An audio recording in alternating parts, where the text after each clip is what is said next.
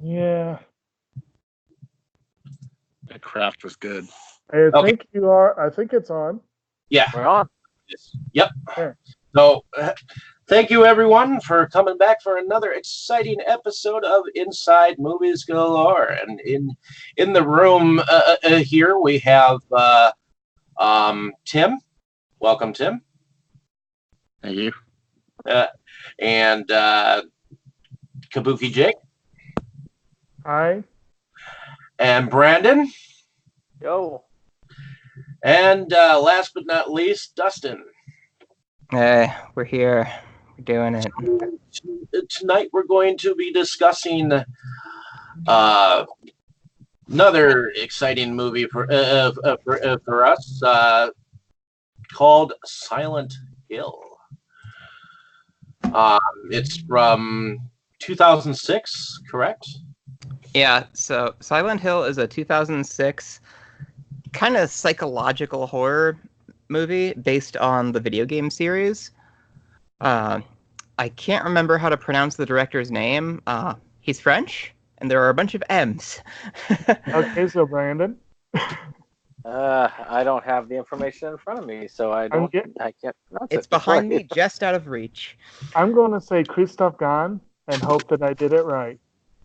That I sounds thought it was good. like Maurice Gone. Let's go with that.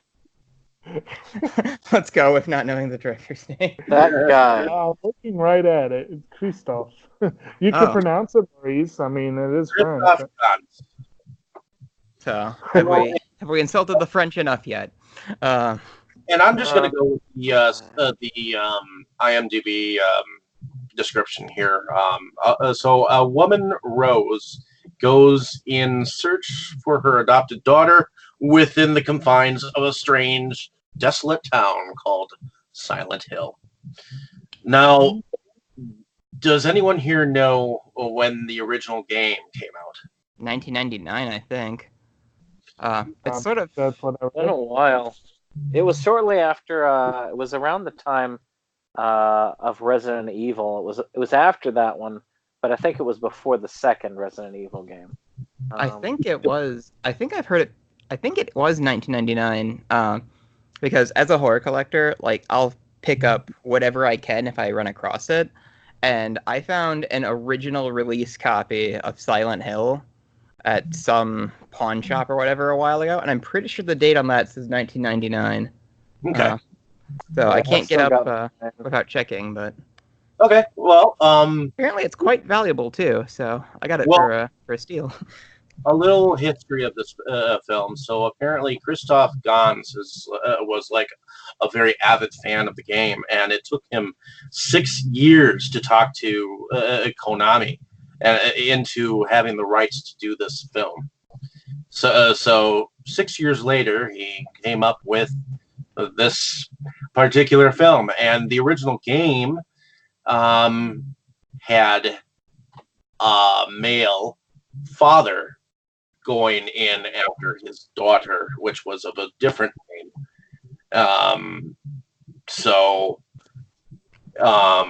Why don't we go around with first impressions first, and we'll get to the plot afterwards. So, Brandon, was this a first time watch for you? No, actually, I had watched this multiple times. I watched it in theaters when it came out. Oh, wow. I was one of those people who was very happy to have gotten this on its. Oh, that's why. That I was very happy to have actually gotten this on its release. I was in for the what was it? The in line for the game. It's in line for everything because I really fell in love with it when I started the game series.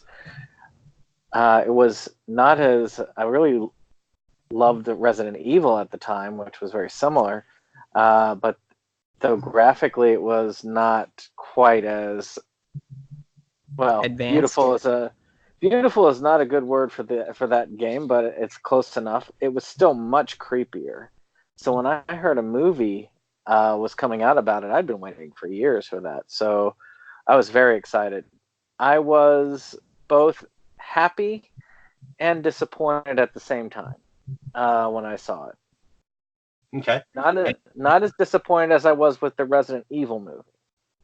Well, and now that you've recently watched it, do you still have the same thoughts? Well, I don't have that initial slap in the face anymore, so I know what to expect of it. It's an enjoyable film. It does have a lot of nods to people who play the game, and because of that, it's a definite guilty pleasure of mine. Okay. Oh, I watched a playthrough of the original game to kind of get ready. And even though I think I only made it like 3/4 of the way through because it was a very long video, I was able to pick up quite a few like game things, like some of the camera angles and stuff. Like there was a lot of cool things in there if you know the games. Oh, yeah. I mean, that opening scene they took right out of the opening of the game where they did the alleyway scene and all that. Yeah, that was pretty cool. Like I enjoyed that. Anyway, moving on. Who's next? Well, why don't you go, Dustin? Since Since I can't shut up. Right. Good idea.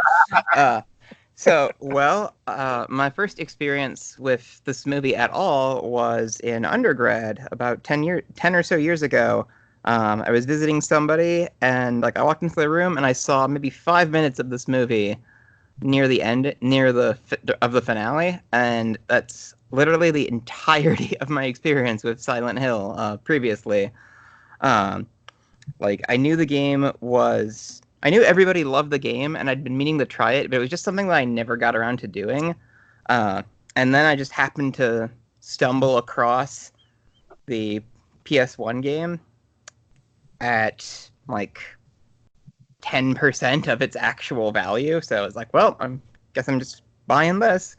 And then weirdly, like another friend of mine was like, hey, do you want a bunch of random stuff? And it's like, okay. And that included Silent Hill 2 and 3, so I basically got those for free. So I've had the games, I just haven't had a chance to play them. And so when Shout Factory announced that they were putting this movie on Blu-ray, it's like, oh, I really want to try that out.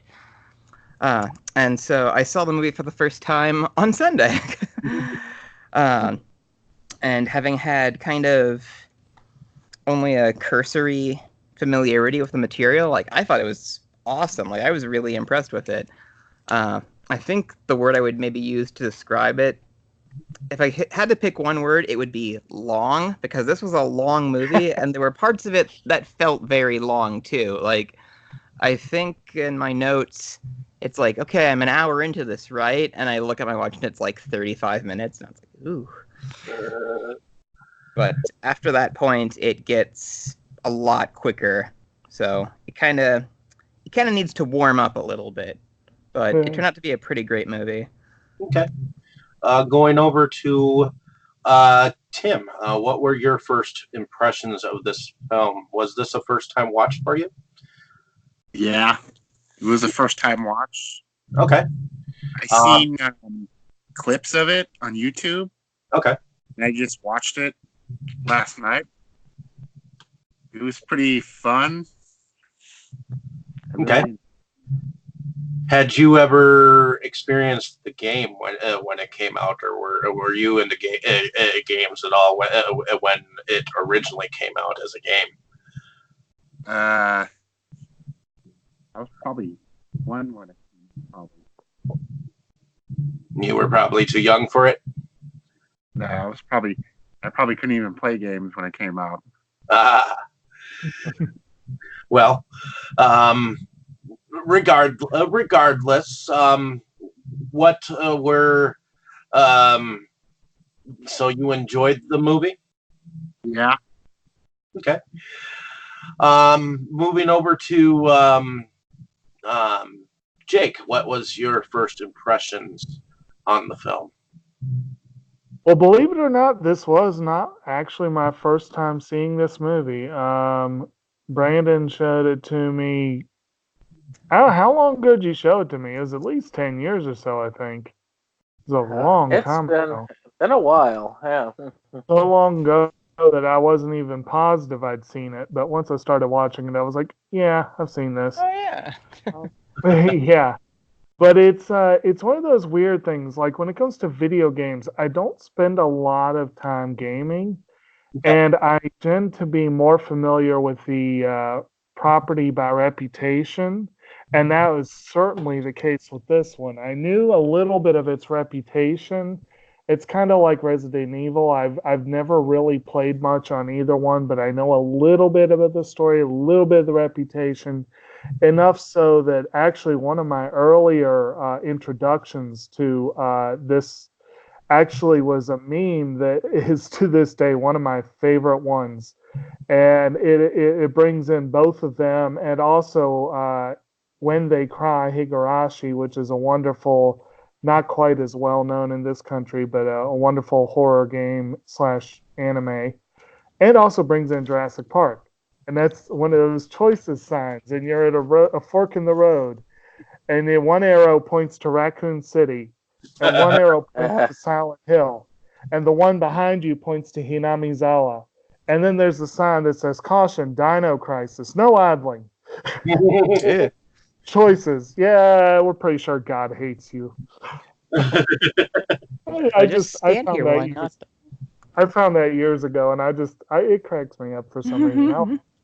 Well, Now, my impression of the film is probably similar to what my initial one. I can't remember my initial reaction, but it's probably similar.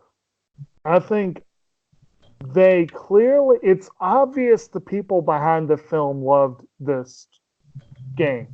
It's obvious that there was an effort made. The camera work is very solid. The use of music, which is almost all from the games, is spot on. Um, they really, for the behind the scenes stuff, and they did pretty well with the casting. They did a good job with the actors. The little girl Jodelle Furland was very talented. You know, you got some good leads. The only thing they messed up on is they cast Sean Bean for a character who survives. But the overall, though, it suffers from the same issue that I had with Suspiria and certain other issues, which is it gets into territory I would just as soon not revisit. And now that I know for sure I've seen the film, I probably will not watch it again. Yeah. I was introduced to, at one point in time, I'd moved out from my parents' place onto the couch of a friend's place for a little bit. And then I moved in with this fellow, and he was extremely into hardcore gaming. And I was not at the time, but I got into hardcore gaming through this significant other friend. And Silent Hill was one of the ones that we played a lot of at one point in time, besides Resident Evil Code Veronica. I remember revisiting it this last weekend. I do not remember the game being as slow as that. I mean, it was really slow. And of course, the game has, you know, the opposite sex roles reversed. You know, and you're playing the guy instead of the girl.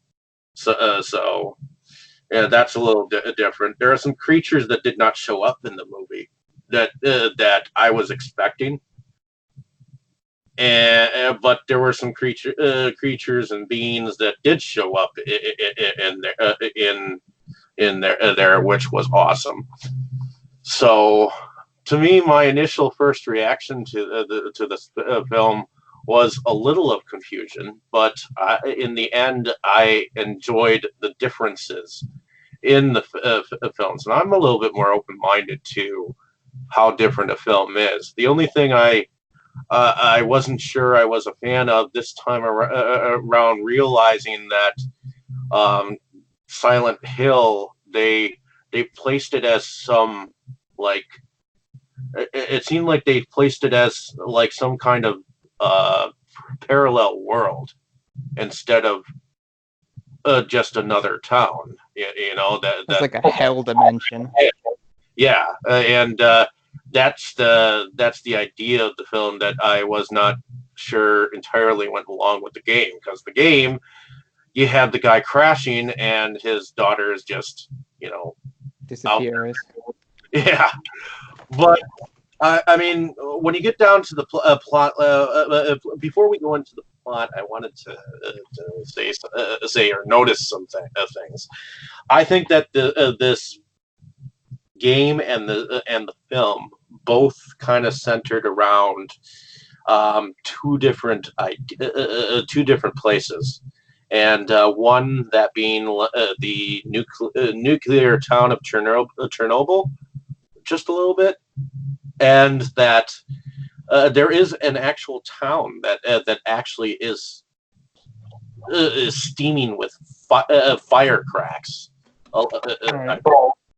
And I believe using those concepts, they use those as the backdrop of the game and the film.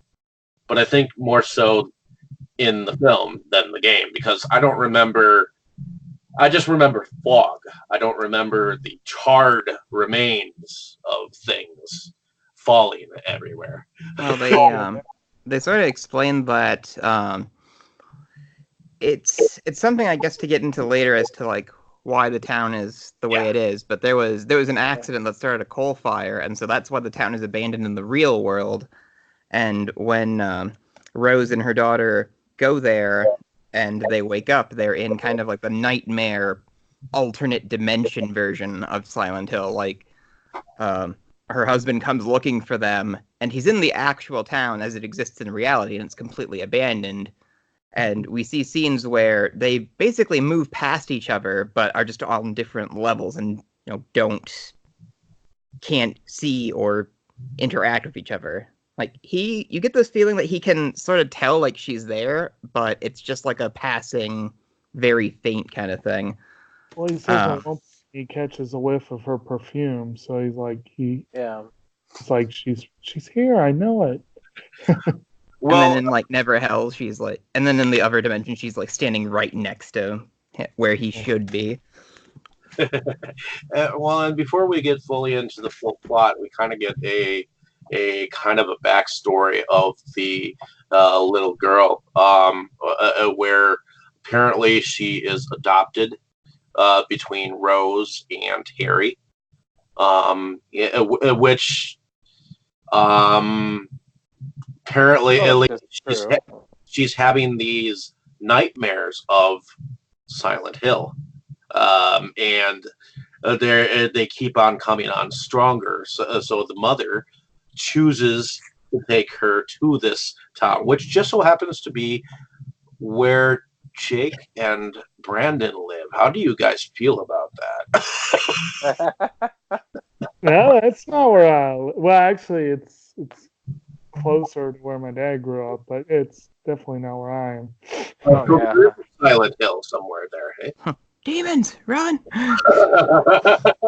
Well, yeah, Richmond is a good ways away from West Virginia. I mean, I grew up near West Virginia, but and I went through a lot of coal mining towns when I would travel through it, but nothing quite like that. No. I should imagine. I don't know. Although the visuals, like the buildings and everything, that really does.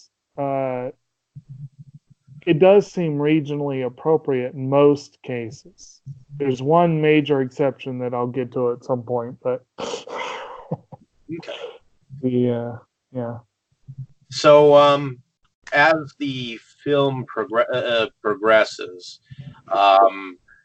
the mother, Rose, is taking her to Silent Hill, and along the way, she attracts the attention of a cop, which I love that the cop is kind of like this. She's kind of from the game. Yeah, she is, and even her dialogue delivery is like, at first it's kind of stiff. It's like, because there was voiceover work in the first game, which I did see most of a playthrough of, And it's like, wow, is she just trying to deliver it? Don't go through that door. Like, it's not quite that bad, but it's up there. So I was like, yeah, oh, they made her very much like the game. I was surprised. Oh yeah, especially when they ended up somehow getting her down to her plain clothes because one of those creatures came at her and burned her outer jacket or whatever. That's when yeah, this armless creature spits acid at her, and she has to like throw her jacket and helmet off like really fast, and then she looks pretty much like she does in the Silent Hill game. Mm-hmm. So as we continue, Rose ends up running from the cop and ends up coming across someone in the road and totally spins out of control. And I believe that's when she wakes up and her daughter is missing, and she goes off in search of her. And there's this very thick fog that just hangs in the air. Like, it's kind of hard to describe. Like, it reminded me of Freddy's Dream World from Dead by Daylight. And it's kind of the signifier of, they're not necessarily in the normal world anymore. All right. Tim, what do you think of the plot so far, as we've described it? Was there any particular scene that you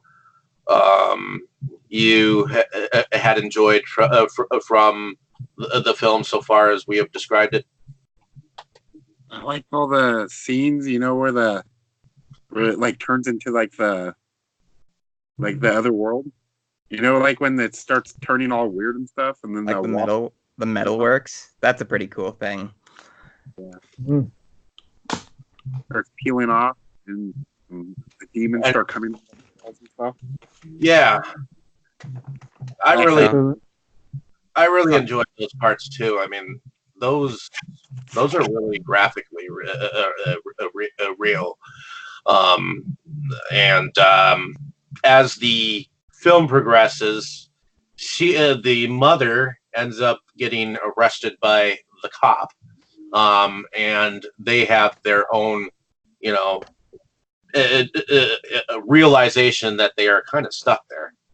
But while this is going on, the outside world, the father is trying to figure out what has happened to the mother and the daughter.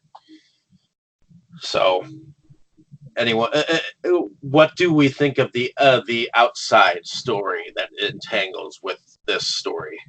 Well, apparently studio demanded. What? Huh? What did you say, Jake? Well, I said apparently it was studio demanded. Like the father was supposed to begin and end the film, but the studio's like, there are not enough men in this movie. You need more scenes with Sean Bean. It's like,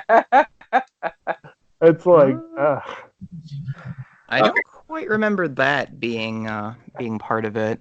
But I don't know. I didn't get through all the extras on the Shout Blu-ray because, holy crap, there are a lot of them.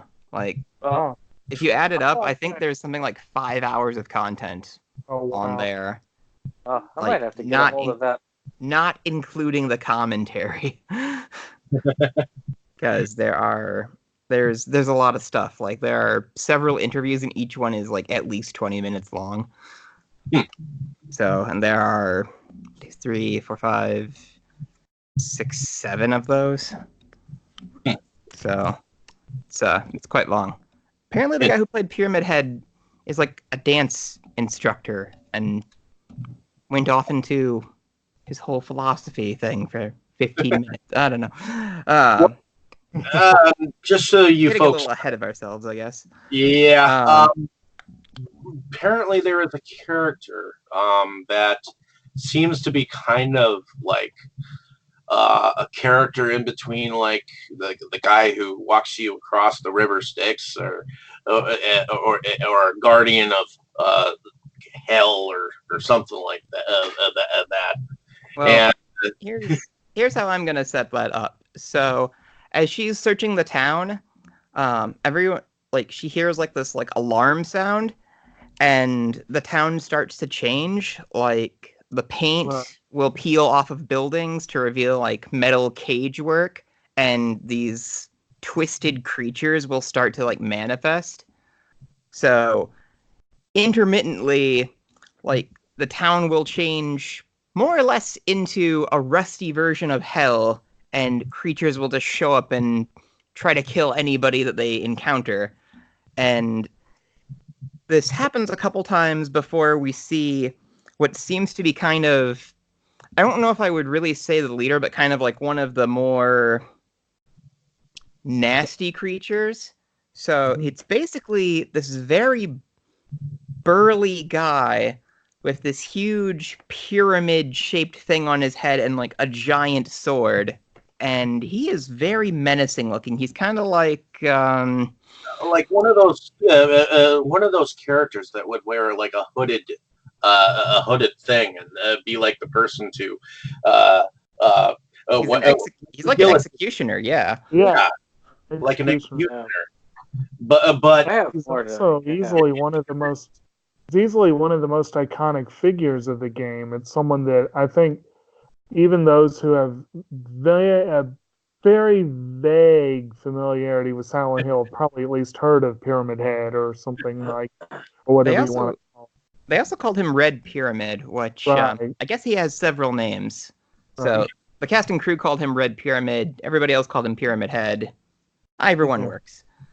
Well, I mean, he's actually. I have a lot of information on his creation. I mean, he was from the second game originally. Yeah. And Pyramid Head was supposed to represent James, who is the main character of the second game, his sexual frustrations and the need to punish himself, which is an interesting combination of feelings, if you think about it. It's interesting that they bring the element of the second film into the first film. I've heard everybody likes Pyramid Head, so of course they're going to want to bring him. kind of a fun thing. So Pyramid Head's outfit, he's basically naked except for he has this kind of apron made out of flesh and the pyramid. Mm-hmm. But other than that, he's naked. You can see his butt in some shots. It was kind of funny. In the behind the scenes, they were talking about how it's okay, we put the pyramid, we put the helmet on him. We fasten the apron, and then we have to paint his butt and most of his legs so that they match. Well, okay. I mean, considering in the game he's introduced by raping a mannequin, that's actually I mean, it's an evil mannequin, but it's still, Well, there were some mannequins that were in this particular Silent Hill, but I don't think they entirely showed up, the mannequins, until the second film. Did they not? I didn't even know there was a second film until I started talking about it on Twitter with people, and it's wait, there's more than one? Apparently, Silent Hill Revelations is the sequel to this, which I had found the Blu-ray around town before, and had just completely forgotten about it. And it's oh, so that's what that was. It's sort of a funny moment. Very much like that one takes a lot off of the third game, which makes sense because the third game was technically the sequel to the first game. So, I mean, story-wise. Yeah. Well, anyway, Pyramid Head's first introduction in this is pretty cool. So she's running from the swarm of what look kind of like flesh-eating roaches. They're hard to describe, but they're really disgusting. And she escapes the building that she's in, and she takes a moment to catch her breath, and the door opens, and Pyramid Head walks out, just covered in these things, carrying a body, and he just like Well, looks at he's her, like- and she just runs. It's like it was kind of like a funny visual moment because it's just like she takes one look at him and is just like, nope, and then just runs. And right Exactly. right It's before almost right before we saw Pyramid Head, it seemed like these roaches were eating these other creatures, weren't they? Yeah, there are still somehow there are still like a handful of, I hesitate to use the word normal, but normal people still in the town. And so it seems like they go out, they wear like their old mining suits to go out and scavenge. And so Rose is kind of menaced by a few of those guys before, like it's kind of cool. They have like a canary in a cage because like the birds can kind of tell when, it's demon time. And so they've spotted Rose. They're trying to like break down a door to get to her, and the bird starts to panic. And so they grab the cage and run, but they don't run fast enough. And these roach fangs just like chew them up. What do you think, Tim, of those roaches? Did you like those? Yeah, they look pretty sick. Yeah.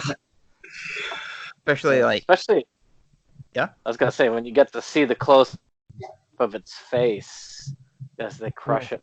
and it's like these things were actually once human. Like that was something they explicitly stated, and it's like, oh, it's so gross. So I can imagine one person that we know that probably has nightmares from those scenes. Yeah. But yeah, at any rate, it is. I admit those scenes were kind of disturbing, but it's kind of interesting that there's two alternate worlds, and you could say, in a sense, the gray world could almost be more of a purgatory, and then the other one, like you said, is pretty much hell. So, Yeah, this I could go with that. Yeah. I could go with that too, because when it's the gray world with the fog and things like that before it changes, it is in a sense like a waiting room or a waiting time, at least until the darkness comes over, And I had read that one of the inspirations. I'd read that some of the inspirations for that, so those sequences, were some films based on basically the book I Am Legend has given rise to quite a few films. But that basic idea of kind of just the lone person in the abandoned town, and this is just sort of a variation on that. But it's kind of, some of those scenes were pretty effective, I thought. Honestly, when it gets into the really creepy, nasty, we're going to go as twisted as we can with the visuals, that's kind of where the movie lost me most of the time. It was most of the rest of it that caught my attention. Well, apparently, as the film progressed, we find out that the daughter is, in fact, from the town, correct? Yeah, she was adopted. She was adopted, and she had. Did she have a sister, or was that just another part of her? So a darkness? It was confusing. It was. I understand it, but does anybody else wanna take a crack at it? Looking at you, Brandon. No, I give it to you. Okay. So this is getting a bit ahead of ourselves in the plot here.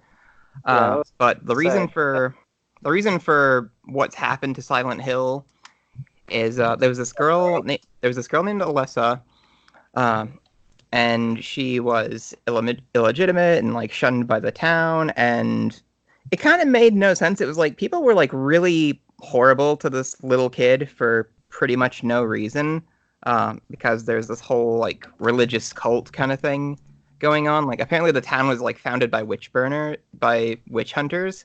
There was a very specific reason. She's a witch. Yeah. Well, it seemed like their entire basis for that was that, nobody knows who her father is, sin. And so they try to do this thing where they like hold her over like a brazier, and they end up like badly burning her, and almost a little bit like Freddy. Like as she's in the hospital, like recovering, like the anger kind of builds and builds until it attracts this demon that basically makes like a pact with her and sucks the town into this hell dimension. And so Rose's daughter is a manifestation of Alessa that they kind of released out into the world. Like the demon describes Rose's daughter as, the good part of Alessa. Because apparently they've been trying to kill all the surviving members of this town that are stuck in the dimension for a long time, but there's a safe space, the church, where they all gather. So like the darkness and creatures can't go there. Mm-hmm. And so they need somebody from outside the town to come in and tell these people that, they're already dead, essentially, because the townspeople think that there was an apocalypse. And that's why they're where they are. Like, they don't realize what really happened with Alessa. Well, and they ultimately think that because they lured, that the mother and the cop lured one of their own out into the darkness, that they are witches. So that's what kind of ultimately sends them to go on a search for the daughter, the continuous search for the daughter, when in fact who looks exactly like Alessa. So as soon as they find that out, it's like, she's back. We'll fix everything by burning her again. They're not smart cultists. That was a very effective burning at the stake kind of a thing. I mean, it's kind of. It was very intense, yeah. Although, the CG was kind of bad though. So what happens is, while Rose is finding all of this out from Demon Alessa, like she encounters real Alessa in like her lair, which is the hospital like burn ward, and she has everything explained to her as to what's going on in this town.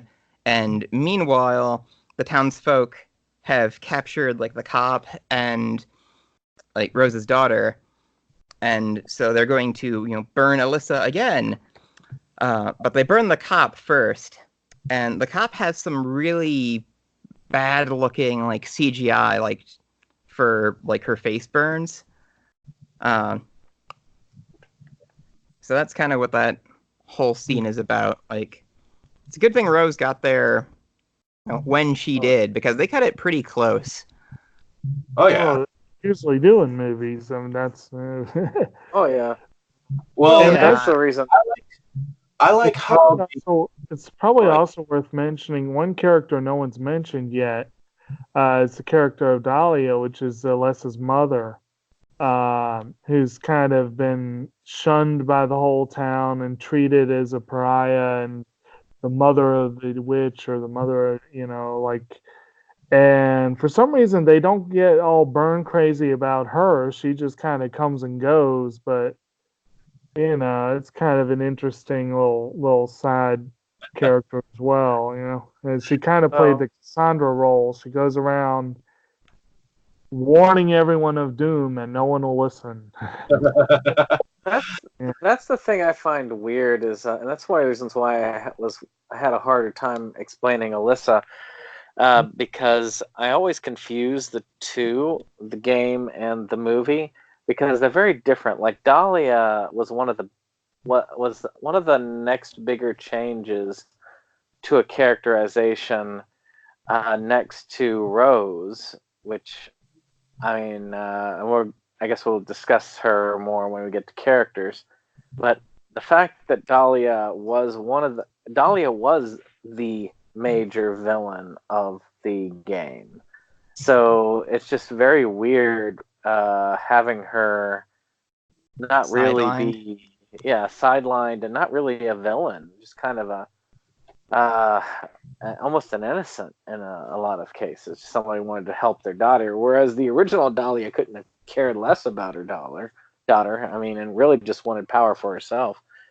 And it's funny that you mentioned Nightmare on Elm Street. a lot of Nightmare on Elm Street influence coming in this movie, I feel like. Well, and I think that it is kind of ironic that the woman that plays the woman in charge of the cult, she in fact played the Borg Queen in some of the Star Trek stuff before this movie, and I think she played in Rain of Fire. She played in Dinotopia. I think that she played a very strong role as being that defensive woman who really controls her acolytes. You know what I mean? Yeah, I thought she looked like Clara from Back to the Future, but pretty sure that's a different actress, right? Yeah, that was in fact Mary Steenburgen. Well, she did look like her. Give me a break. This one is Even with the dress. Krieg or Kriegy or however you say it. But And, Who knows?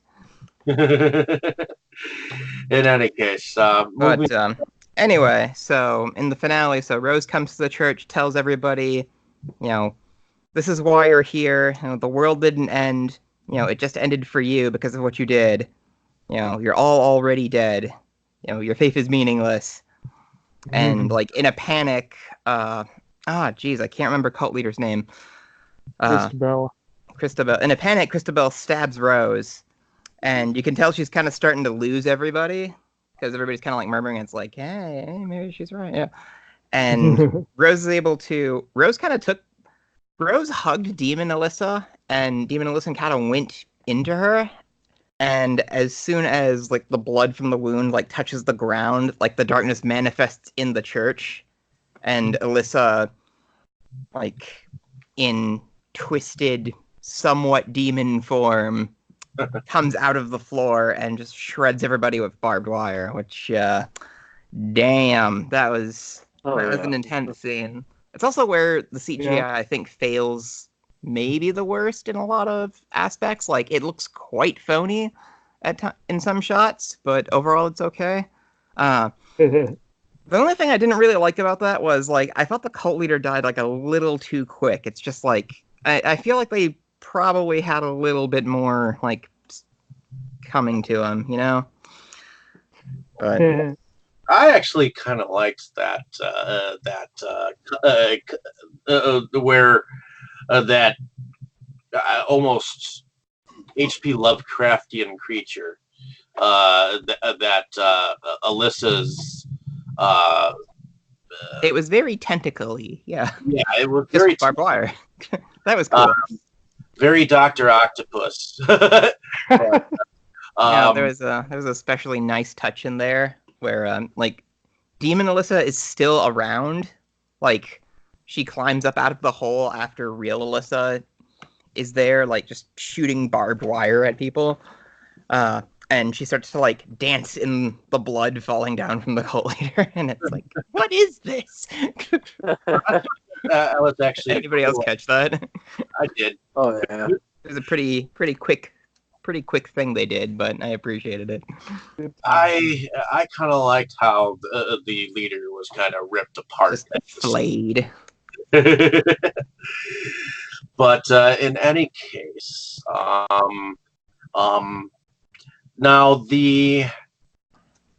after that, somehow the mother Rose was able to figure out a way to get one of them back over to the real world, but we don't figure that. So the movie ends kind of unclear as to what exactly happened to them. So Alyssa finishes everyone in the town off except for Dahlia, and there's kind of a cool line in there. It's like, she took everyone else, why not me? It's, to a child, mother is God. And so that was a line that the cop dropped earlier.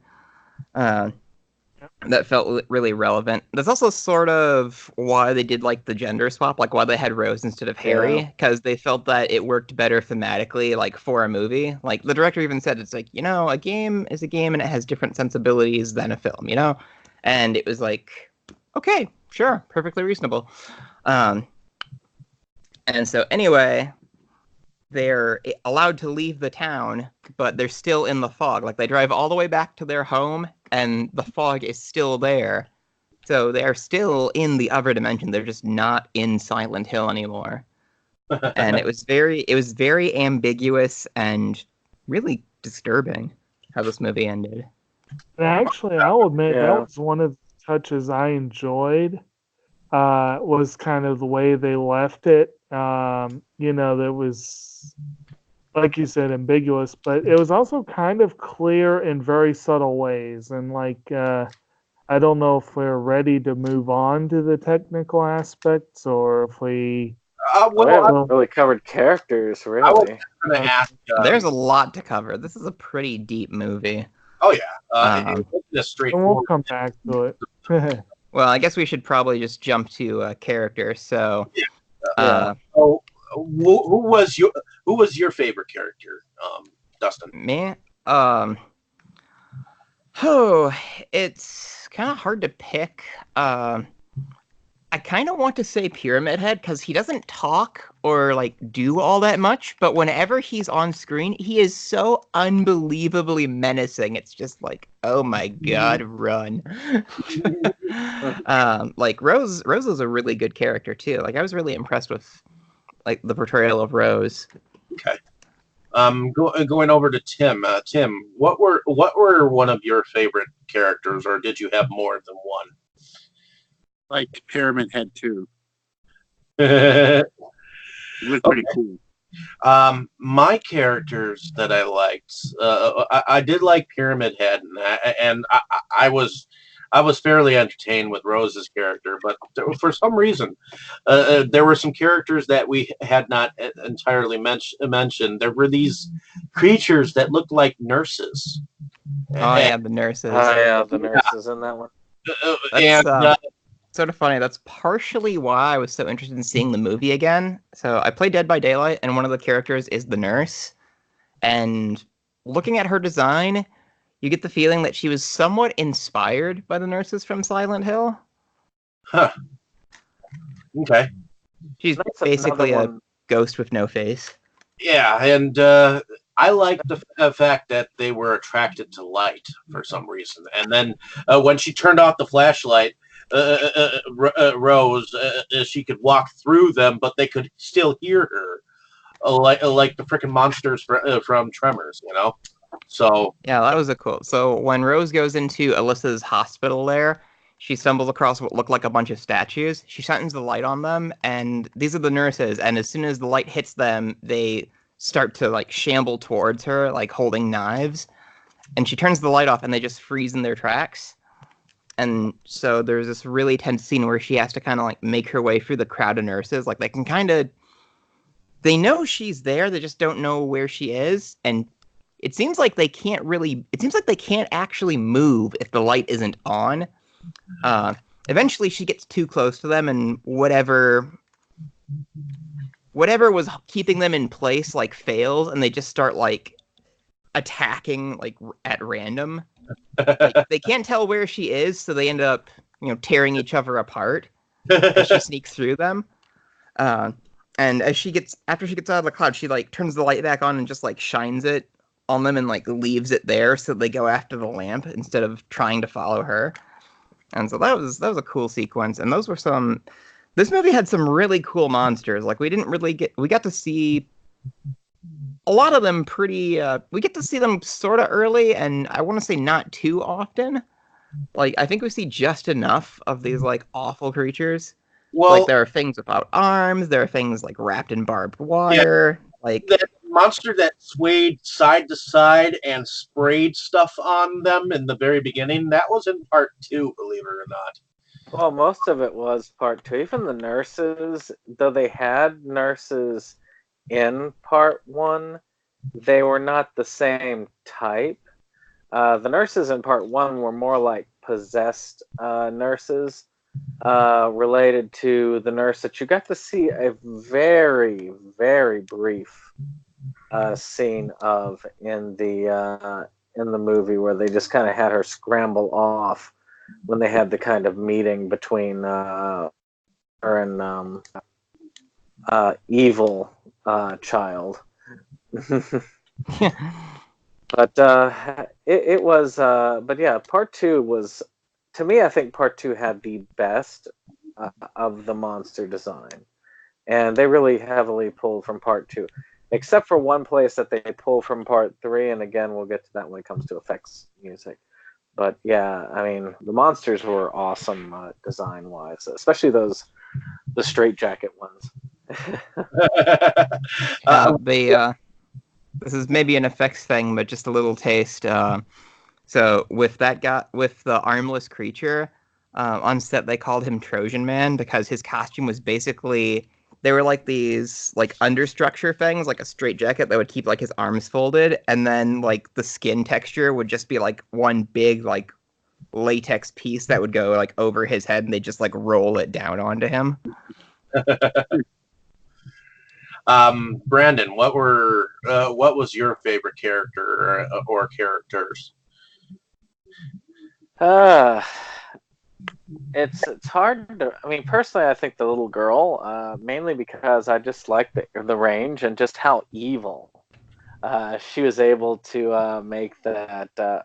I mean, when she was playing like good girl, she was okay, but when she was playing evil version, she really did an excellent job with that. I mean, she creeped me out in places, which was pretty cool. Are you Alyssa? I have many names. It's like, shit. Okay. What about you, Jake? What was there a favorite character of yours from this film? Even though I know that you won't see this ever again. Yes, I'm not sure the word favorite is entirely accurate, but I did appreciate Rose as a character. I appreciated Rhoda Mitchell's performance. I thought she did a really good job with her. And a lot of the characters, they at least had some individuality, some interest. Like Christabella definitely had a commanding presence, definitely felt evil. And yes, the little girl, Jodelle Ferland, did a phenomenal job, I thought, for someone her age. And I'm intrigued by the fact that apparently the director of this film saw her. She apparently screen tested for Tideland, and that was part of what helped get her the role, that in Kingdom Hospital. So Okay. I know, Brandon, you in particular would appreciate that. Yeah. That's you ever see Tideland? That's another God. That's trippy. yeah. But so I was very intrigued by that, and I've seen a couple other things she's done, and not enough. I'd like to see more. Yeah, I'm not sure I have anything that I would call a clear favorite character, but like I said, I was impressed overall by most of them. The one that probably I was most annoyed by were the obstructionist characters, and I was particularly thinking of the cop early on. But what y'all said, I think Dustin, you might have said this at the beginning of the discussion, talking about how she was very, very similar to her role in the game. Yeah. And when you think about it that way, the characters that are pure obstructionists or pure info dump, or they make a lot more sense as characters if you think about it as a video game adaptation, rather than, oh man, they just sucked at the screenplay. Though she wasn't as obstructionist in the game, she was a bit suspicious, and she was almost like a Scully to the Mulder. More like, I don't really believe this stuff, but I understand you need to go get your daughter, and here, have a gun. It's dangerous. Which I cannot see this character in this version doing quite that. Well, and she got better as the movie went along. Like, she was a pretty good character. Like, I was sad when she died. Like, right. So was I. But in fact, it's like she played the martyr.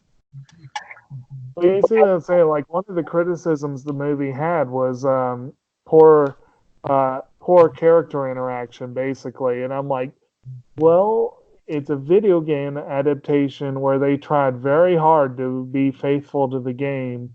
It was an So And abstract Rose is game. alone a lot of the time too. It yeah, was an abstract game too. I mean, it was very weird in dialogue as a game, right. especially in the first one.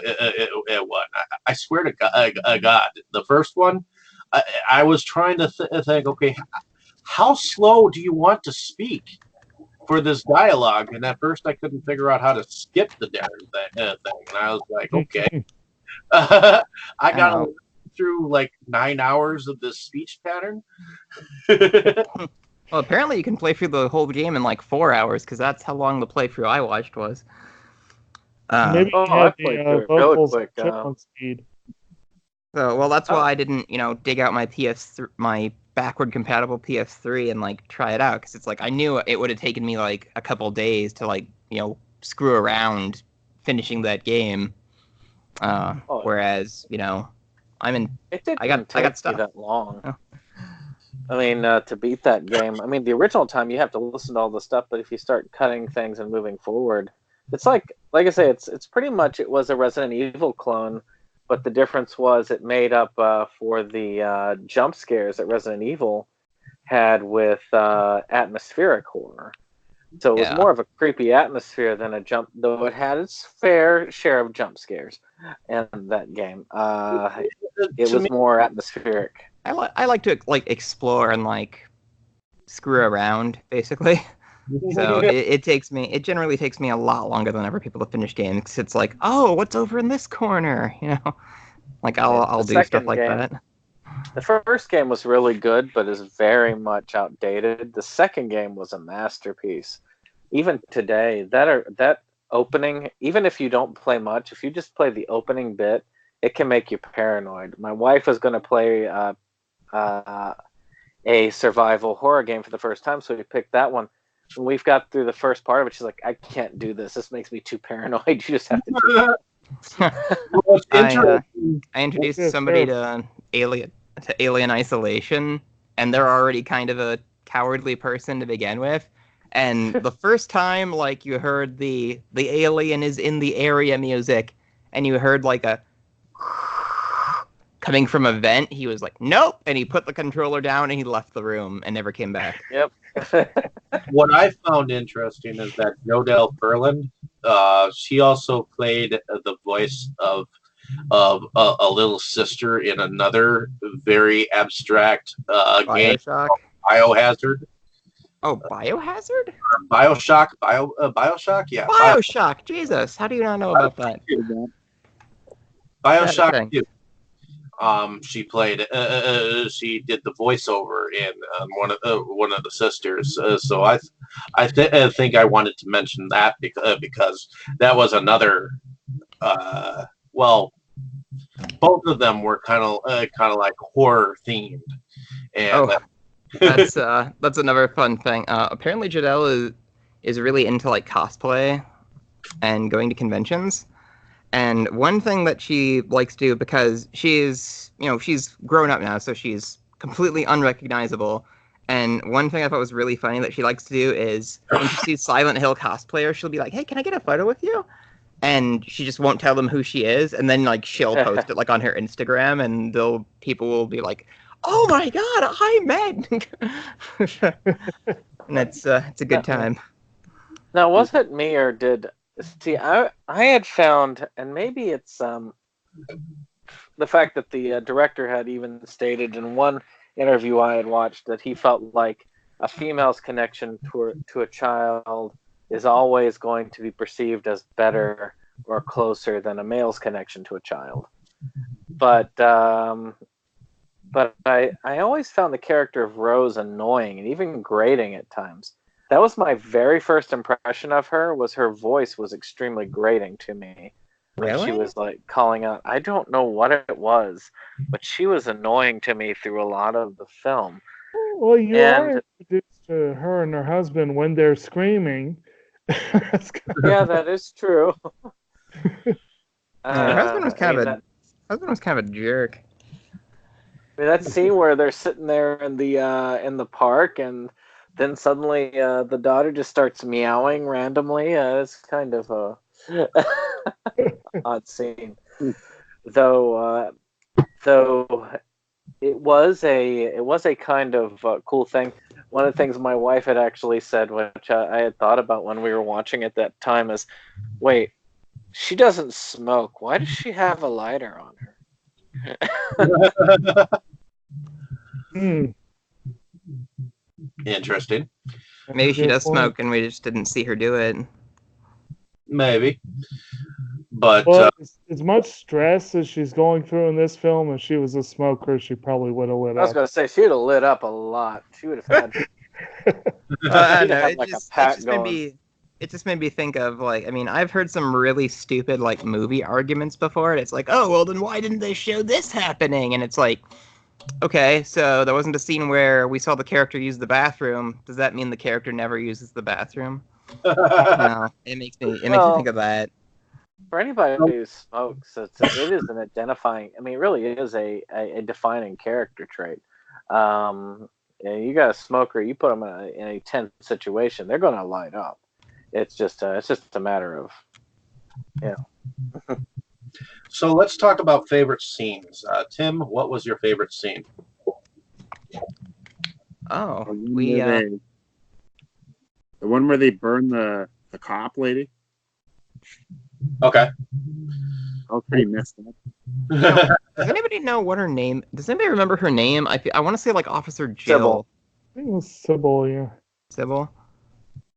Yep. Some of the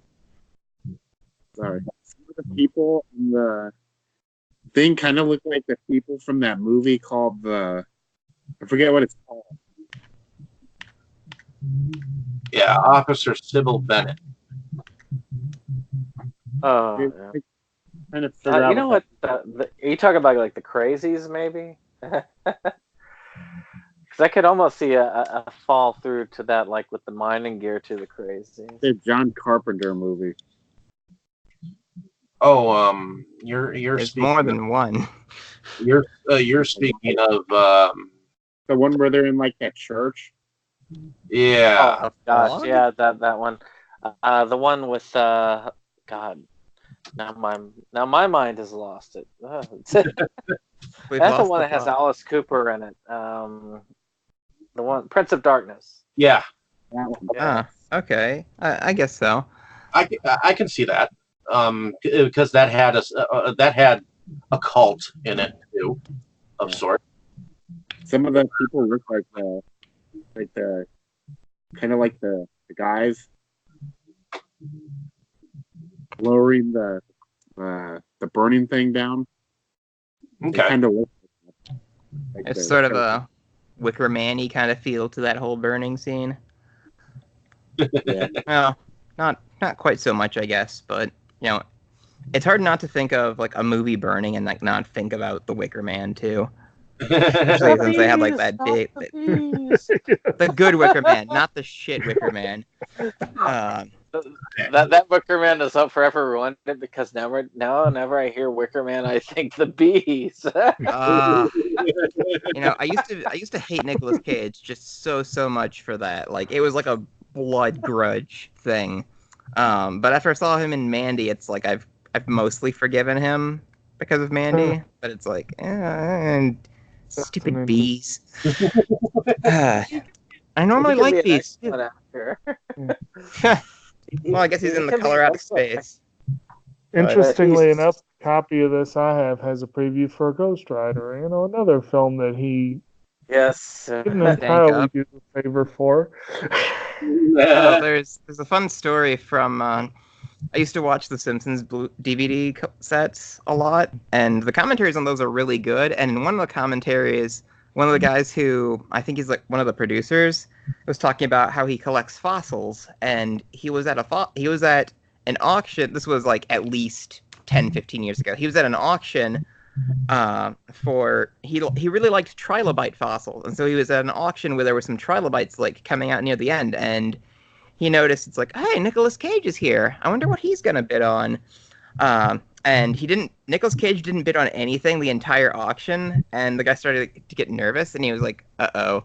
And then when it was like time to start bidding on the trilobites, Nicolas Cage basically bought all the trilobites, and this guy didn't get any of the trilobites. So it's like Nicolas Cage then proceeded to buy every trilobite that I had bid on, and some of the other guys were like, did you try to like compete with him, or just see how high he would go?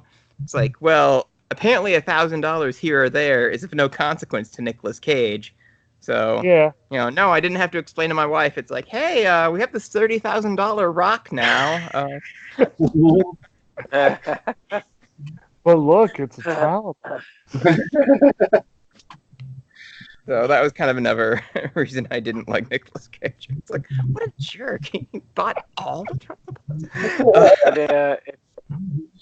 Anyway. If we're talking about favorite scenes at this point, I can say my favorite was at the very beginning when she gets into Silent Hill, where they really, and again, this is more because of appreciation of the game. That recreation of that initial scene where Harry comes in, runs after the child, and then discovers the horrors for himself as he discovers the bodies hanging, and eventually the baby-like creatures, which instead of like evil babies with knives, it's more like burn like twisted things, face creatures. ash things. Well, yeah, in the game, you couldn't really tell what they were, except they were horribly bloodied with knives. The graphics in the first Silent Hill are just kind of like geometric shapes. You can't really tell what anything is, at least in my opinion. It's like I said, it's one I think would definitely benefit from a remake, but of course, they did do a remake called Shattered Memories, which was way different, where you had Harry. It's still the same story, but it tells it in this very different manner, and instead of like the typical nightmare world, it's an ice world. It's a very creepy game, but it's quite different. Okay. I remember I heard about that once, and the main takeaway was that literally everyone hated it and wanted it to die. It wasn't Silent Hill, and It was poorly received. So if you were expecting Silent Hill, then you would be very much disappointed. Yep. What about Silent Hill HD collection? Is that like a worthwhile thing? They screwed it up a lot, which at least that's what I've been told. I've played Silent Hill 2 on it, and to me it plays fine, but I've been told that they really kind of screwed because they lost the original data for remaking the game. Said they remake a lot of stuff from the ground up, but they lost the code. Yeah, they lost the code for it. Much like Final Fantasy VIII, they lost the code, so they had to go off of different versions to get it. Wow. Guess I'll just be doing Turok 2 for my retro gaming, I suppose. Much harder game than I remembered. It's like now the original one for Xbox for Silent Hill 2 and 3 are still available, and I believe they are retro to the 360. So. Are they on disc or like digital? Because I'm looking at I'm looking at just like the Xbox store because it got me curious. They're on disc. They're on disc. But, they're probably expensive. I have the HD collection, and to me it plays fine, so it doesn't bother me. Okay. Well, anyway, I guess going back to favorites. Yes. we still need to do special effects and music. Well, yeah, we can do that But after. anyway, so going back to favorites, it's sort of hard for me to kind of pick a favorite. Well, a favorite scene just because there's so much cool stuff like going on. But I think, man, somebody else go while I think this over. Okay. One of my favorite scenes is I think like Brandon said, that initial beginning when she crashes the car, she realizes her daughter is missing, and then it kind of plays similar to the game as she goes through. There's an area in the darkness where she has to light some light, and she comes across those creatures with the knives, and that dude hanging down and just kind of screams at her. But it didn't scream in the game, but it was still very effective and very much like the game a game to me. And I think that scene that I think the scene with a Pyramid Head where he just takes this big ass machete knife. He has this huge, ridiculous sword. I'm not sure if it's a knife or blade, but anyways, it's almost like a cleaver. That's a knife. It's like freaking Siegfried's weapon from Soul Calibur. Yeah. It's Nightmare's soul edge. It's so big. But anyways, he chops through that door, which apparently is like freaking metal.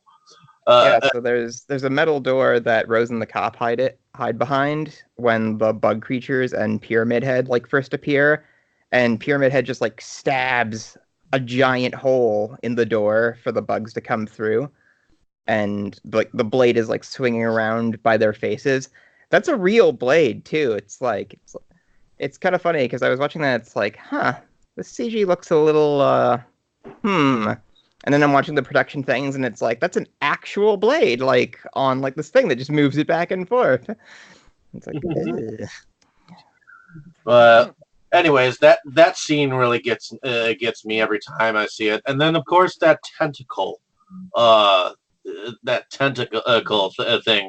comes from the bed.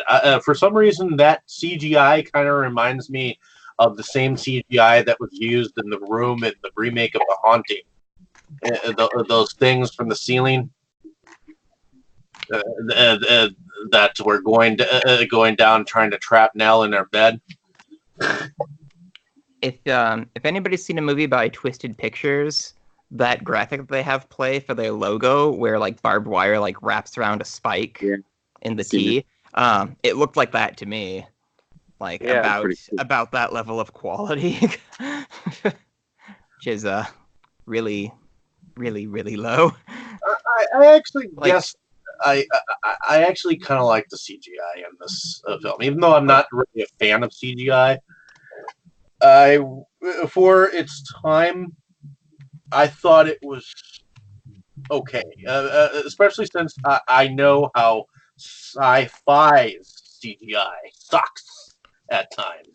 Well, it's kind of interesting, the CGI in this movie. Like in a lot of scenes, it holds up well enough. Like there are a couple shots here and there where it's like, ooh, that looks really bad. But for the most part, it's acceptable. You know, it's hard to describe really. It's like, okay, that's fine. Ooh, I can see how they did that shot. Oh, okay, now we're fine again. You know, it's kind of like that. And that was. You could kind of see a lot of the strings in that sequence, because they were able to use so much practical stuff. Like it was surprising how much of this movie was practical, that I think it made the CGI stand out even more whenever they did use it. So, but well, I guess for my favorite, I'm trying to think of. Oh, I'm so sorry. I didn't. You were done, right, Dave? Yeah. I didn't. I feel like I'm accidentally cutting people off, and I'm starting to feel bad. But I think I don't want to be like everybody else and just be like, I do love that intro when she first starts seeing, bodies and creatures, and it's like we get the idea, we get the first impression of like what she's really gotten into. Like I kind of like revelation sort of moments like that. It's like, oh, where am I? Or there's a line from a character in Mortal Kombat for like his like match intro. It's like, what's going on here? And he delivers it like that. It's kind of like those moments I really enjoy.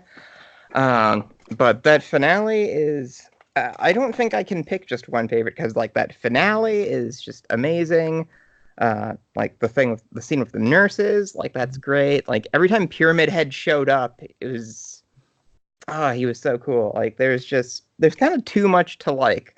Although I don't think anybody's really mentioned it before, but the sequence where Rose finds Alyssa like in the hospital, and it's like, you deserve, you found me. Here's your reward, the truth, and the explanation of like what happened. Like that was really good. And if I really had to pick something, I think I would maybe go with that, because it's like, oh, now everything suddenly makes a lot more sense.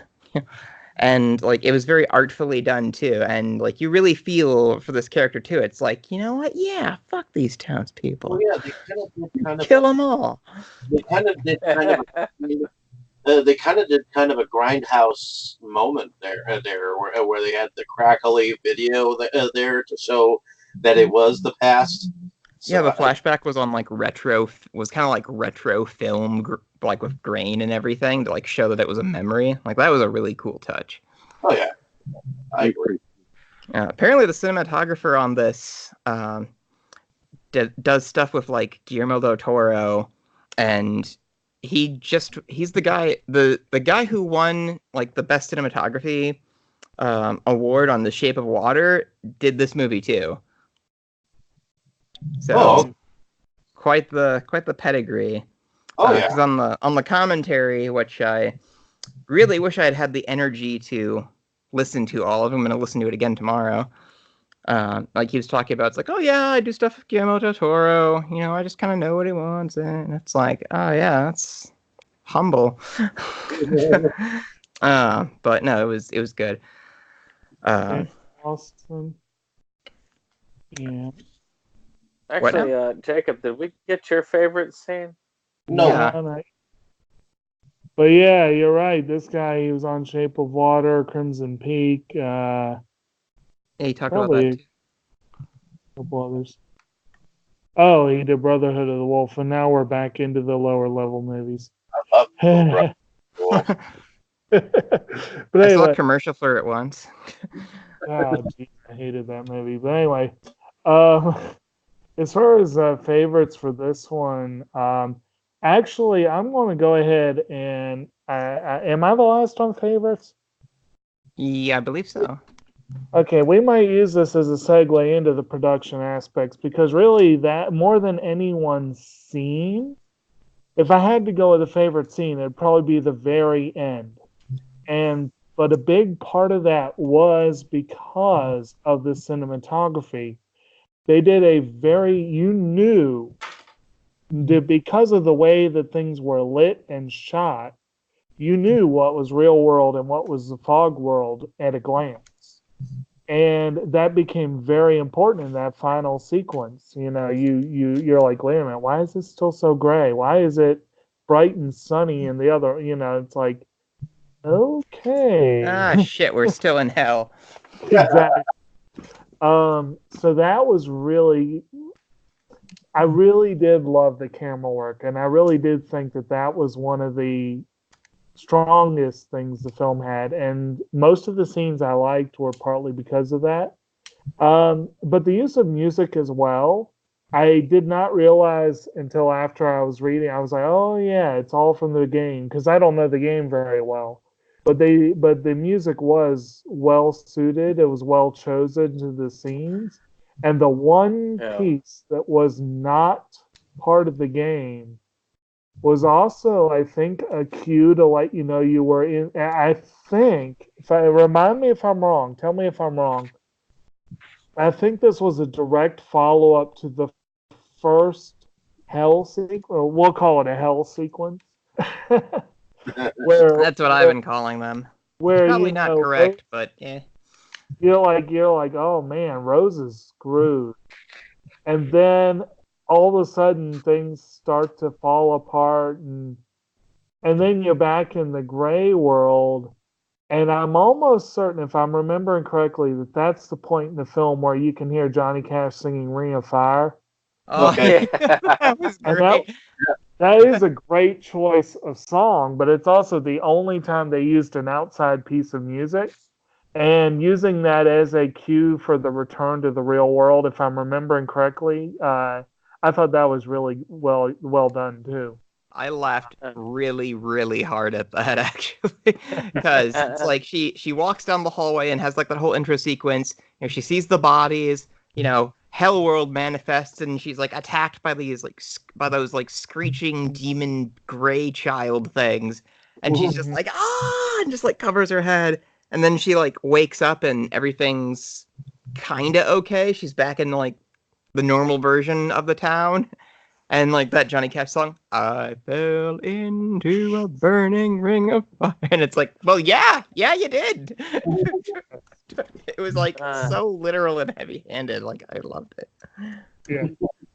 Actually, though, since we're on the production at this point, one of the cool things about it is that I owned the movie soundtrack long before the movie soundtrack was, well, even a movie. Because the soundtrack was the sound, except for the Johnny Cash song, was the soundtrack to Silent Hill 3.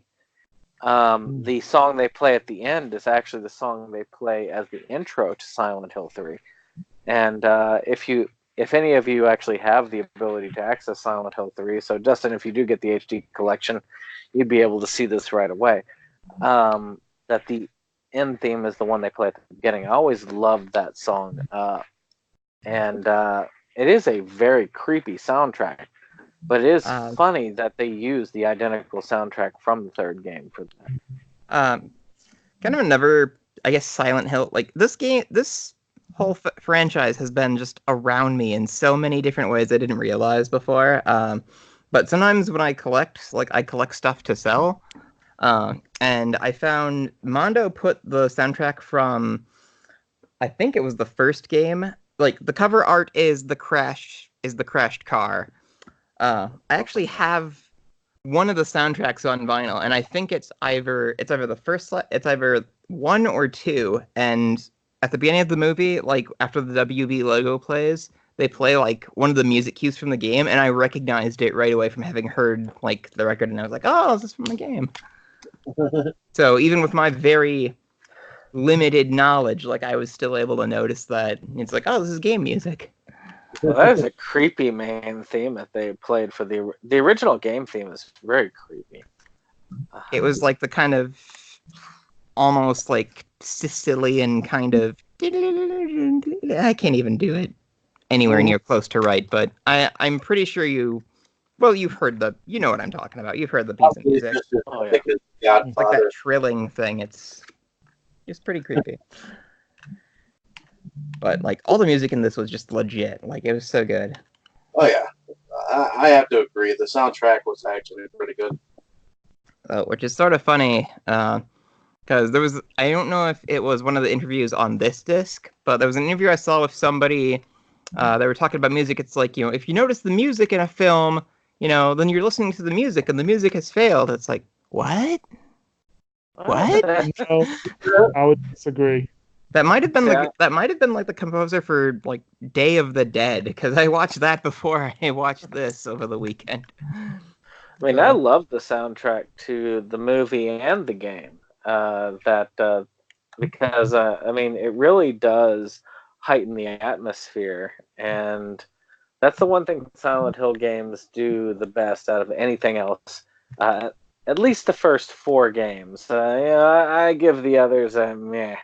But through the first 4 games, the whole concept of Silent Hill, which differentiated it from any other type of game, and same thing with the movies, is producing that atmosphere, that atmosphere of horror, that kind of atmosphere of dread, to where you're feeling just anxious the whole time.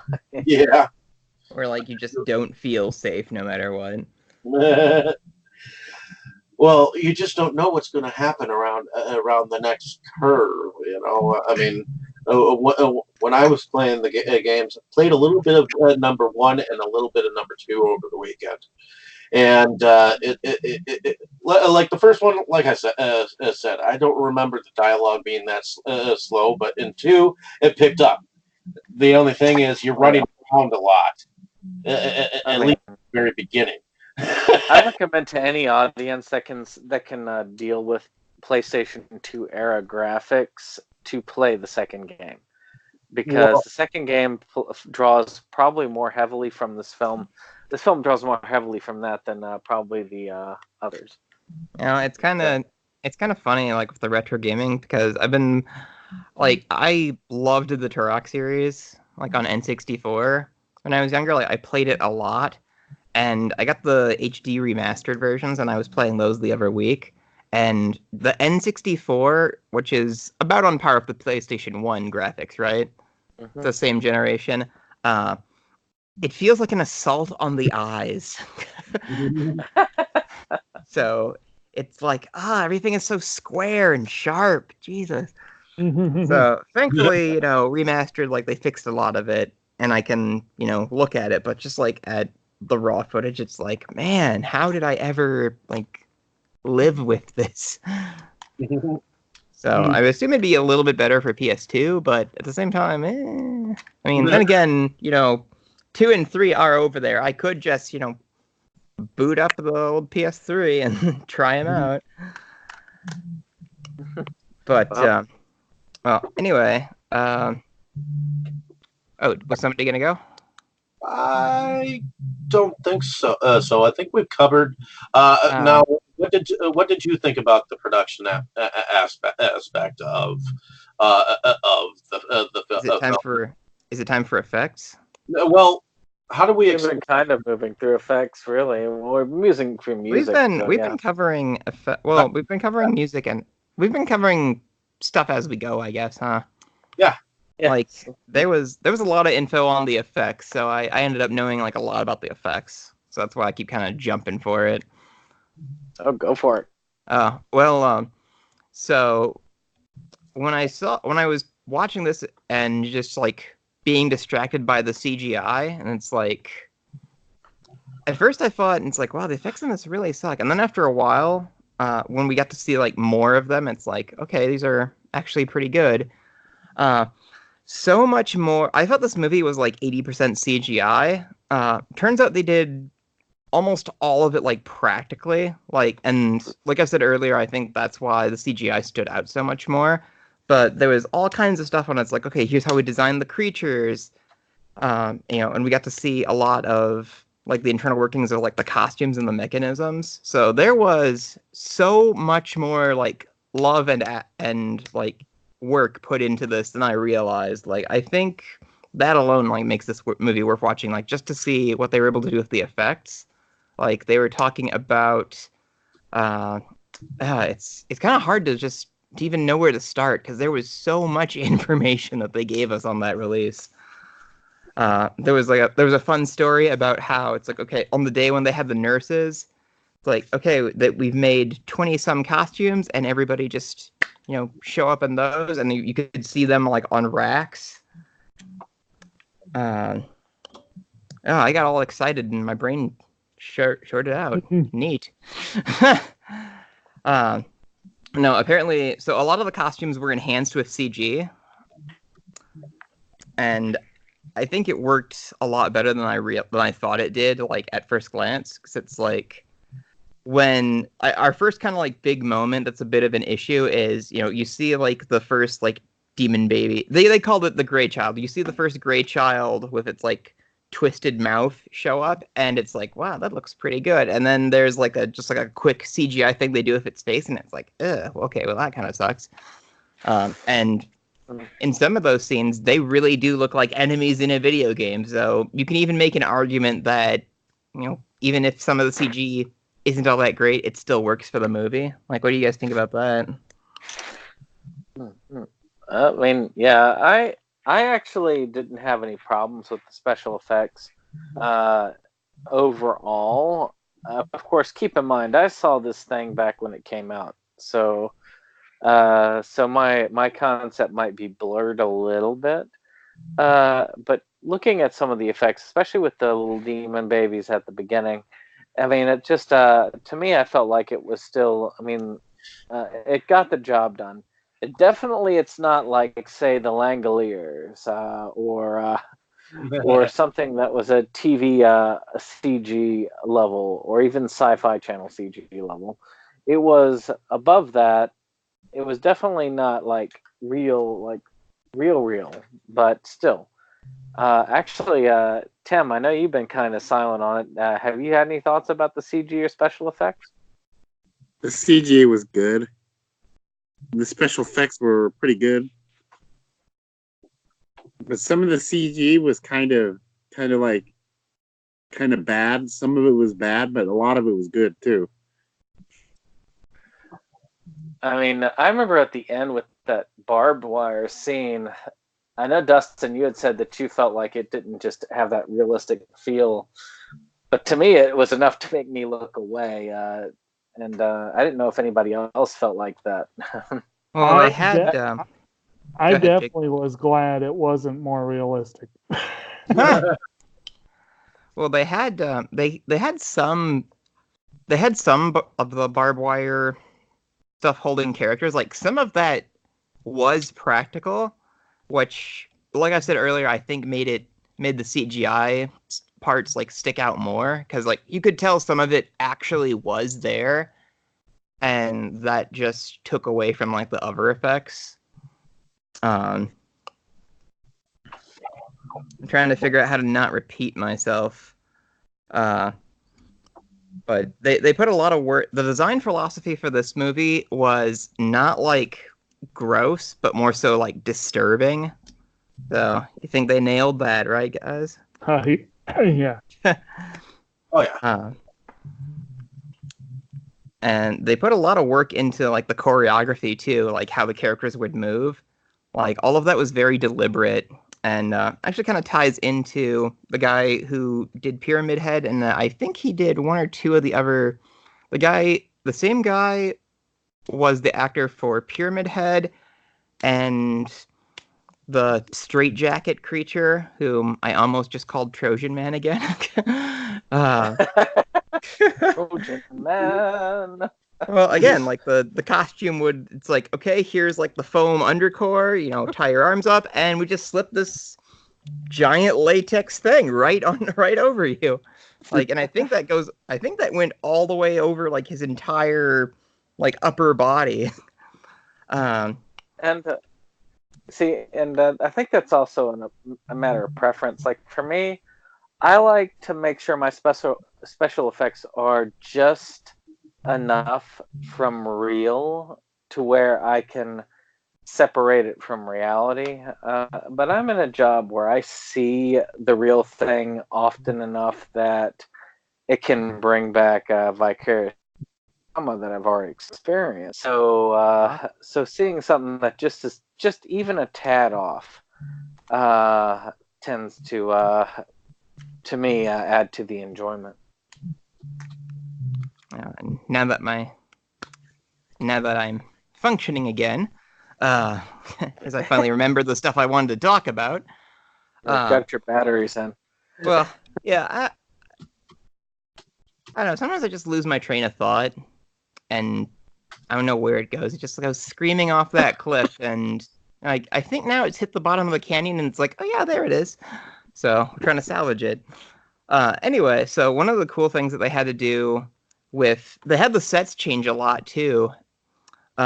When they do so some sets had like even up to 4 versions of them. There was, the town as it exists in the real world, like that Harry and like the detective are looking for Rose through, and then they would have that same set in the other dimension, and then they would have like yet another dressing for like when the darkness would come, and then in some spots, for the flashbacks, they had to do Silent Hill like as it was like in the 70s when all those events happened.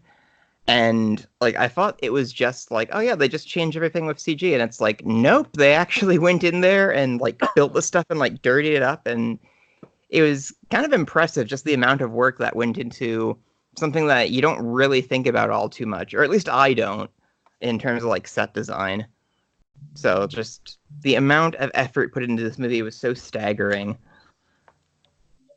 And I strongly encourage everybody who can to, look into how they did a lot of these effects, because even if some of them don't quite hold up, it's still really impressive. Oh yeah, most definitely. I mean, I think that this. Does everyone here agree that this film does hold up since 2006?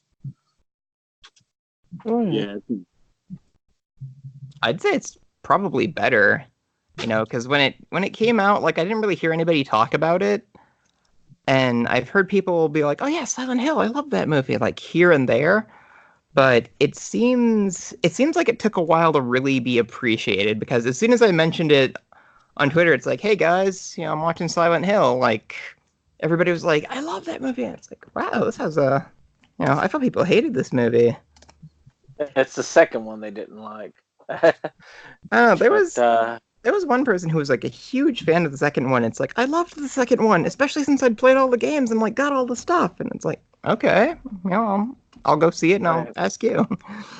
There is a level of appreciation, at least, to see a film done by somebody that actually cares about the source material. Right. When you get into a lot of movies, many times the directors either don't care or actually have a dislike of the source material. I mean, Zack Snyder is a good example.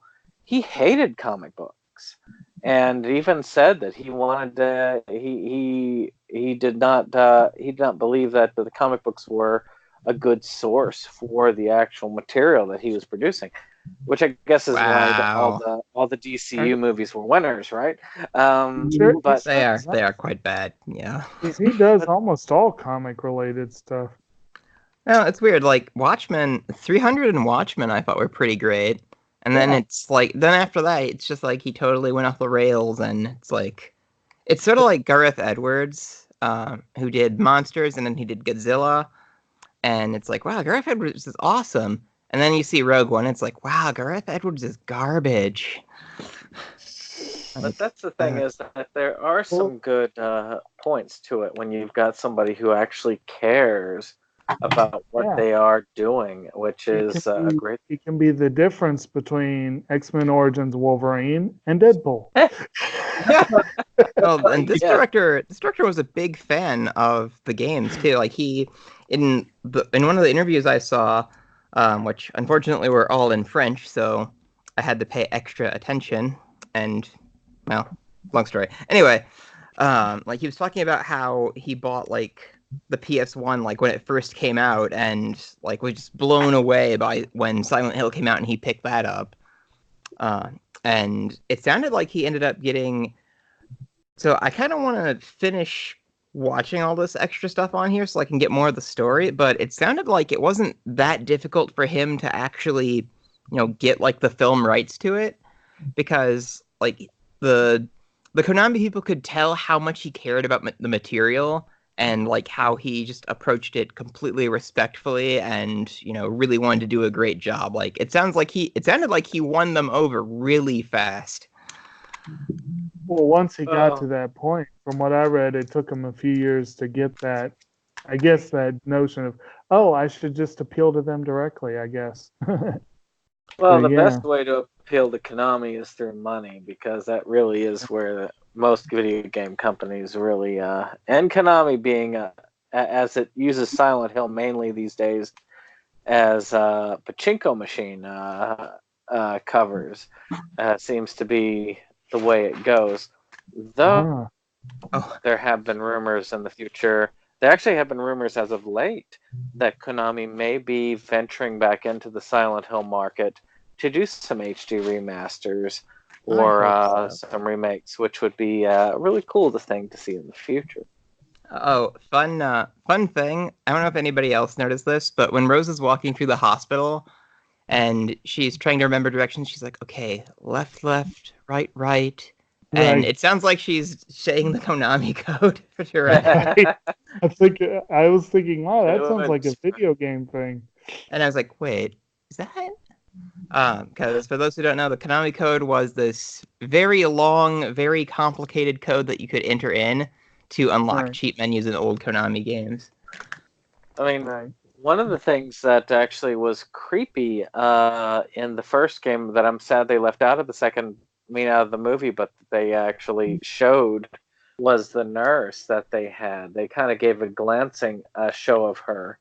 But in truth, one of the creepiest parts in the first game was when you get to the hospital at the end and you're interacting with this nurse who had looked after Alyssa when she was burned, which is why she was kind of trapped there herself. And you see her and just blood starts streaming down her head in the scene to where it's just extremely disturbing, to where she's just covered with blood approaching you. And you end up running away from her in the game. But I thought to myself, that was just such a kind of a wasted... There's so many wasted angles that could have appeared in such a game. Well, they had her in here because when she enters Alyssa's lair, like, there is a nurse there who looks... Oh, yeah, well, that was the nod for her. That was the nod to the character. It was just, unfortunately, it was underusing a character who was very, very much in the game. Because, like I said, she was the nurse that was there and got punished just by being there at the time. Because the original game had Alyssa, and it's really hard to understand Silent Hill because it's just crazy. It had several characters that interjected in Harry Mason's time while he was looking for Claire. I believe that was his daughter's name. And it was very horrifying, some of the situations that he came across in the original game. I mean, there was a gargoyle creature that kind of looked like a pterodactyl. That was not. Oh, yeah, I think that was a boss, right? Oh no, that was a regular boss. That was a regular creature. Villain because they would come at you from the sky, which was probably There were undead dogs that came after you, which kind of reminded me of Resident Evil just a little bit. But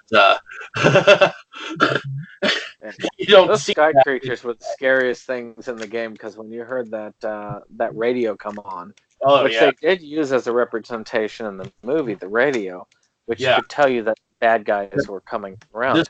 This time it was not only a radio but phones too. That's something that I realized. The cell phones were actually going, Yeah. Yeah, there was a lot of grotesque stuff just everywhere. Oh man, we have. I think we've spent as much time. So this was a long movie, and I think we've maybe gone the full runtime of the movie. Close. Are we at 2 hours and 5 minutes yet? no. We've all lost our minds. No. But more like Silent Hell. Oh. A Pyramid Head is going to come in a moment, so why don't we wrap this up here? I had totally forgotten. So my last thing for this is my favorite line in the movie.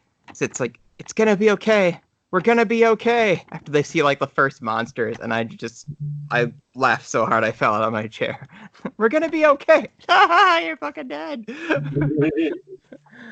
But anyway, so in summation, this movie is a lot better than I expected it to be, and I'm just so happy like I went and saw it. So if you already know and love this movie, awesome. If you're new to it, even though we spoiled the crap out of it. Surprise! Oh yeah, Go spoilers. see it anyway. And I think we went on long enough that you may be tuned out. So hey, you're not spoiled after all. So see it. Get the Shout Factory one too, because that just came out. It should be relatively cheap on Amazon.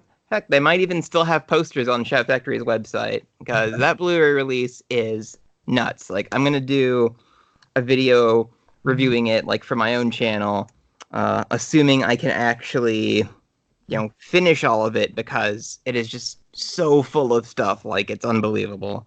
And if you really don't care about Shout Factory, it is on DVD or Blu-ray per se. Yeah, the normal Blu-ray is very, very cheap. Like, I borrowed it from somebody a long time ago and just, like, never got to it. And it still has the price tag on it, and it's, like, $2. So, Oh, I know. I know. If you're more casual, you can get the cheap Blu-ray, I guess. Yeah. I know. I picked mine up when it was at. I used to buy a lot of mine from my DVDs from Blockbuster when they had the 4 for $20 or 4 for $25 at one point, because I just didn't give a shit. I'd rather just have it and not worry about the rental downfall of the price afterwards, So. But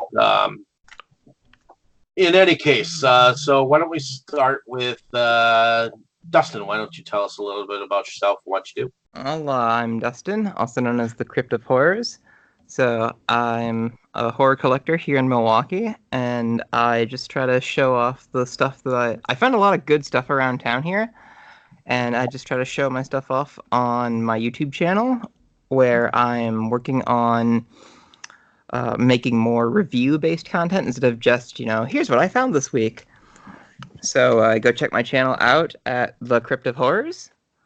I also have an Instagram for my collection, which it's like a running gag at this point, how infrequently I update it, but that's also The Crypt of Horrors. And I'm usually hanging out on Twitter as, you guessed it, The Crypt of Horrors. So, go follow me. And we can talk about horror movies or have weird political arguments. Either one is fun for me. So, just a quick moment before we go on to anyone else. Next week we are going to be talking about Phantasm. So stay tuned on September 17th. We'll be going through that entire movie. So pretty good movie. I'm gonna sign off since I've had to use the bathroom for like 15 minutes. Alrighty. So Tim, why don't you tell us a little bit about yourself and what you do? I'm Tim, also known as the Horror DVD Devil.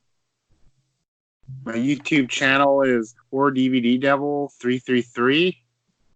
You could find me on Facebook as Horror DVD Devil Gray. And that's pretty much all. Okay, cool. Moving on to Brandon, why don't you tell us a little bit about yourself? Oh, yes. Well, I am Septum Sen of Septum Sen versus the World. We are a physical media channel dedicated to the collection of physical media, be it DVDs, Blu-rays, 4K, or just in general other types like books or video games. We like to collect it all if we can. And we do various things like telling you what's coming out on DVD and Blu-ray, as well as things such as pickups and top 10s, with the occasional help on Inside Movies Galore and their other channel, Delusions of Grandeur, which we always try to do our best to participate in and help out once in a while. Okay. Going over to Kabuki Jake, why don't you tell us a little bit about yourself and what you do? My name is Jake, and I also am frequently a guest on Septum Sin versus the World. I, too, of course, am a big collector of all things media and do have, on occasion, update my own YouTube channel, Kotobuki Jake, which is more about nature and the natural world. I did try to film a couple of videos while we were out of state, and I have not posted them yet, but if they turned out all right, they will be going up soon. So something is happening. Uh, and that's really all I have for this week. Just, Okay.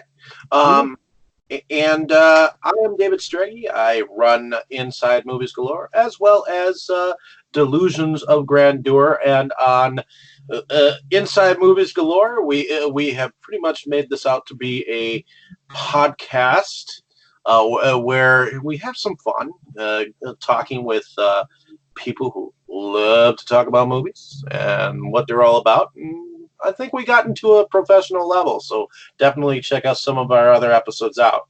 Like we've said before, next week we are going to be going on about the movie Phantasm, so that should be awesome. And just stay tuned for more exciting episodes as we continue our horror movie look at where we just go on and talk about films. On Delusions of Grandeur, I do a lot of independent film reviews, Hollywood film reviews, and video collection videos, which lately I've been doing the latter, where I've been going on about since I didn't start it a long time ago when I probably should have. I am finally going through and going through my collection, showing you what you, the public, what I have, because I think it's so grand that even you should know about it. So, in any case, definitely keep yourself informed and let us know. Let us all know on any one of our channels what you think about anything that you find. In any case, catch you all later. Hopefully you enjoyed listening to our random discussion here, and stay tuned for more exciting shit. So enjoy. Everyone say good night. Good night. Good night. Right.